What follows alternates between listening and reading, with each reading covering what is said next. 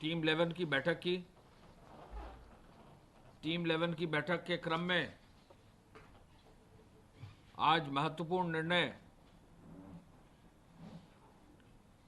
लिए गए हैं। कैबिनेट में माननीय मुख्यमंत्री जी ने श्रमिक और कामगारों के लिए जो एक कार्य योजना बनाने का एक निर्देश भी दिया था, उस पर भी आज चर्चा हुई। और आज कैबिनेट में मुख्यमंत्री जी की अध्यक्षता में कामगार और श्रमिक सेवायोजन एवं रोजगार आयोग का गठन हुआ।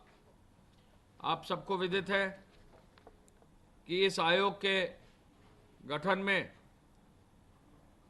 प्रदेश सरकार ने ये निर्धारित किया है कि कामगारों एवं श्रमिकों के लिए सेवायोजन और रोजगार सृजन स्थापित प्रक्रिया का क्रियान्वयन, सतत अनुश्रवण व मूल्यांकन करना है।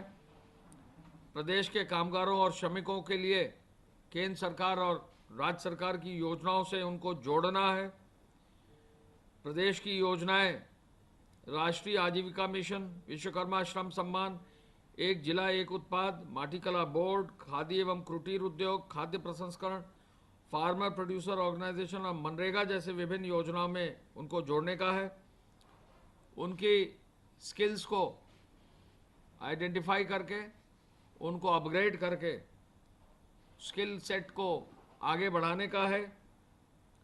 उनके बारे में फील्ड स्तर पर डेटा इकट्ठा करने का है।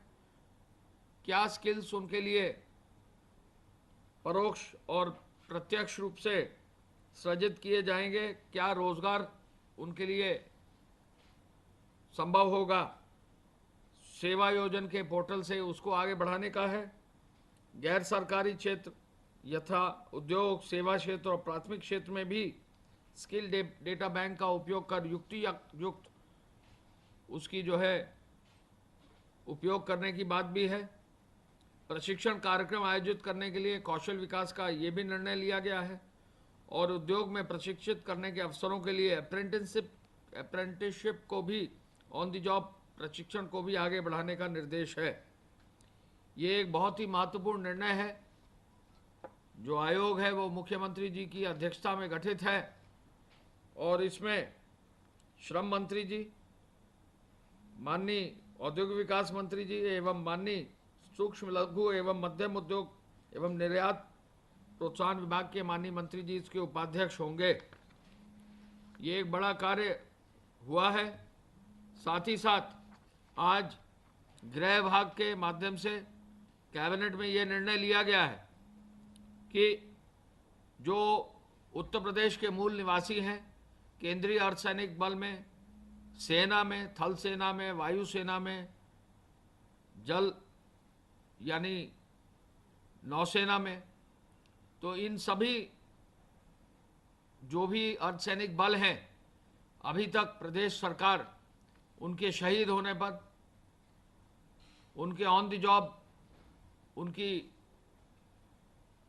मृत्यु होने पर 25 लाख रुपए की धनराशि दी जाती थी।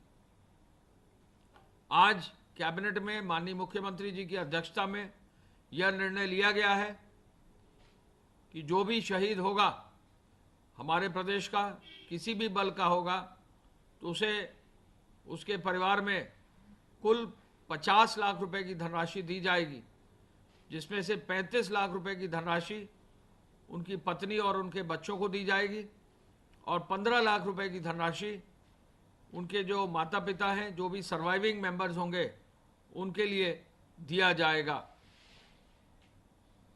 ये बहुत ही महत्वपूर्ण निर्णय है और इसे 1 अप्रैल 2020 से लागू कर दिया है। आपको मालूम है कि शहीद कर्नल शर्मा साहब का जो है मुठभेड़ में जम्मू कश्मीर में उनको जो है वो शहीद हुए थे और सर्वप्रथम उनके परिवार में 50 लाख की दर से सहायता दी जा चुकी है और उसी क्रम में अब ये नीति प्रदेश के लिए लागू कैबिनेट में माननीय मुख्यमंत्री जी की अध्यक्षता में की गई है। आज माननीय मुख्यमंत्री जी की अध्यक्षता में यह निर्णय लिया गया है कि लगातार प्रतिदिन जिलाधिकारियों से समीक्षा करके अस्पतालों का भ्रमण उनके स्वयं के द्वारा किया जाए। स्वास्थ्य विभाग के नोडल अधिकारियों से डिटेल्स लेकर जो अभी चिकित्सालयों का निरीक्षण किया है उन पर भी फॉलोअप किया जाए। संक्रमण की दृष्टि से प्रदेश का एनसीआर क्षेत्र बहुत ही संवेदनशील है। मुख्यमंत्री जी ने कहा है कि एनसीआर क्षेत्र में जहां यथा आवश्यकता जो भी सावधानी बरती जानी है, जिला प्रशासन और पुलिस को वो सावधानी बरती जानी चाहिए और किसी भी सूरत में किसी भी व्यक्ति के लिए संक्रमण का कोई खतरा ना हो, इसके लिए जो भी इस कदम उठाए जाने हैं वो कदम अवश्य उठाए जाएं। मेरठ मंडल के सभी जनपदों के कोविड चिकित्सालयों की बेड की संख्या को दुगना करने का निर्देश इसी क्रम में उन्होंने दिया है। कोविड के संक्रमण को रोकने के लिए संक्रमित लक्षणविहीन व्यक्ति भी यानी नॉन सिम्टोमेटिक व्यक्ति को भी जो है कोविड फैसिलिटी में रखना, न कि होम क्वारंटाइन में भेजना, यह भी निर्णय उनके स्तर से लिया गया है। राज्य सरकार ने आज ये समीक्षा की है मुख्यमंत्री जी की अध्यक्षता में कि प्रत्येक जनपद में जो सरकारी चिकित्सालय हैं, जो निजी चिकित्सालय हैं, उनमें सब में ओपीडी सुचारू रूप से चले और हर व्यक्ति को जो भी जिसकी आवश्यकता है उसके लिए स्वास्थ्य सेवाएं उपलब्ध रहें। चिकित्सालय और स्वास्थ्य विभाग के प्रोटोकॉल के अंतर्गत पूरी सावधानी बरती जाए, जिससे जो भी व्यक्ति को चिकित्सकीय सुविधा दी जाए कहीं ये ना हो कि उसको संक्रमण की वजह से अस्पताल पर प्रभाव पड़े। तो पूरा प्रोटोकॉल फॉलो करते हुए पूरी सुरक्षात्मक व्यवस्था लागू करके इसको आगे बढ़ाया जाए। जनपदों में जो वेंटिलेटर लगाए गए हैं उनको और अधिक मजबूती से उनका अनुश्रवण किया जा रहा है। डॉक्टर्स वहाँ एनेस्थेटिस्ट उपलब्ध होकर उन वेंटिलेटर्स को चालू किया गया कि नहीं, ये पूरा फिर से चेक किया जा रहा है। और साथ ही साथ उनको वेंटिलेटर्स के प्रत्येक जनपद में संख्या का वेरिफिकेशन हेल्थ विभाग के माध्यम से भी और जिला प्रशासन के माध्यम से भी किया जाएगा। माननीय मुख्यमंत्री जी ने बैंकों द्वारा सभी पात्र एमएसएमई इकाइयों को ऋण की सुविधा देने का भी निर्देश दिया है और ये कहा है कि प्रत्येक दशा में जो भी ऋण भारत सरकार की योजनाओं में प्रधानमंत्री जी के पैकेज के अंतर्गत दिए जा सकते हैं उनका जो है कार्रवाई सुनिश्चित की जाए। मुख्य सचिव महोदय को उन्होंने निर्देशित किया कि नगर निगम कर्मियों के वेतन के भुगतान पर जो भी समस्या है उसका शीघ्र निस्तारण कर दें। गृह विभाग की सूचना के अनुसार कल तक 66,209 एफआईआर दर्ज कर दी गई हैं और 1,79,860 लोगों को नामजद किया गया है।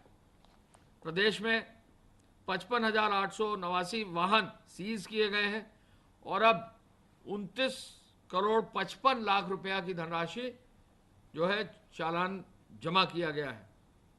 2,99,250 वाहनों को परमिट दिया गया है और ईसी एक्ट के अंतर्गत 701 एफआईआर दर्ज कर 921 लोगों के खिलाफ कार्रवाई करते हुए 327 लोग गिरफ्तार किए गए हैं।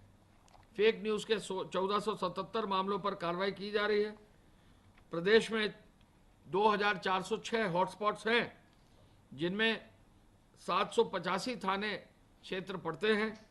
9 लाख से अधिक मकान हैं। 54,68,000 से अधिक लोग इनमें निवासित हैं। इन क्षेत्रों में ज़्यादातर जो कोरोना पॉजिटिव केसेस आए हैं इन्हीं हॉटस्पॉट के क्षेत्रों में रह रहे हैं। एपीसी साहब की सूचना के अनुसार अब केवल 88 सामुदायिक किचन प्रचलित हैं।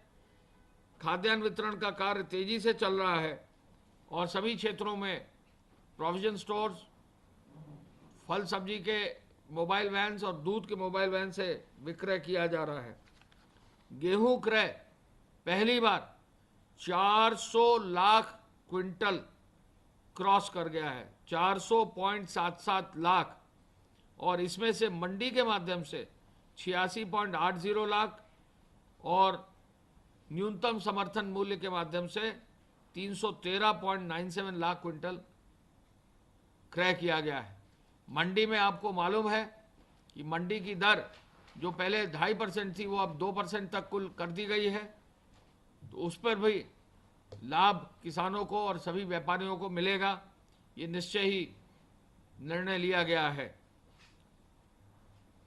श्रमिकों के संदर्भ में अब तक 33.66 लाख लोगों को 336.64 करोड़ रुपए की धनराशि दे दी गई है और अभी 3 दिन पहले 10,48,166 लोगों को, श्रमिक और जो कामगार हैं उनको भी 1,000 रुपये की धनराशि जो है उनके खाते में हस्तांतरित कर दी गई है। ट्रेन्स के संदर्भ में मैं बताना चाहूँगा कि अब तक 1650 ट्रेन्स आ चुकी हैं प्रदेश में। आज एक ट्रेन जम्मू कश्मीर से आ रही है और लगभग 7 ट्रेनें हमारे प्रदेश से अन्य प्रदेशों को भट्टा के श्रमिकों को ले जाएगी। इस तरह से 1650 ट्रेनों का जो है आगमन हमारे प्रदेश में हो चुका है और ये भी एक रिकॉर्ड है, पूरे देश में इतनी संख्या में ट्रेन्स जो है नहीं आई होंगी। हम ये भी बताना चाहेंगे कि उत्तर प्रदेश में पूर्वांचल एक्सप्रेसवे के कार्य को तेज करने के लिए आज मुख्यमंत्री जी की अध्यक्षता में कैबिनेट में इसके पेमेंट शेड्यूल को और पॉजिटिव किया गया है, जिसमें इसके कार्य को और तेजी लाया जा सके और कोशिश ये है कि इस महीने के अंत तक यानी जून माह में 50% इसका काम पूरा हो जाए। जो लॉकडाउन की अवधि में लगभग महीने 1.5 महीने का कार्य पर प्रभाव पड़ा है उसको हम लोग मेकअप कर सकें और जो हमारे कॉन्ट्रैक्टर्स हैं उनको NHAI की तर्ज पर हम बेनिफिट्स दे सकें। इसके अलावा गोरखपुर लिंक एक्सप्रेसवे में भी एक महत्वपूर्ण निर्णय लिया गया है। गोरखपुर से सरयू नदी तक का जो पहला पैकेज था उस कार्य को पहले ही शुरू कर दिया गया था। अब दूसरे पैकेज का कार्य जो है जल्दी ही शुरू करके सरयू नदी से आजमगढ़ तक के स्ट्रेच को भी जल्दी काम शुरू किया जाएगा। ये आज निर्णय लिया गया है। सभी एक्सप्रेसवेज पर कुल अब 10,000 से अधिक श्रमिक व कामगार काम कर रहे हैं और आगे भी कोशिश की जा रही है कि जहां भी श्रमिक और कामगार मिलेंगे, जो कमी अभी रह गई है वो लौटे हुए श्रमिक और कामगारों से पूरा कराया जा सके। धन्यवाद। जय हिंद।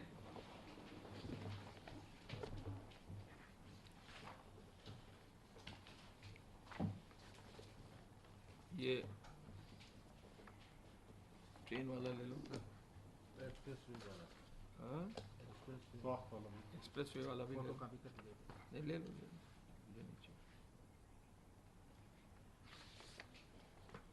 ये डाल देना नाम कर्नल आशुतोष शर्मा।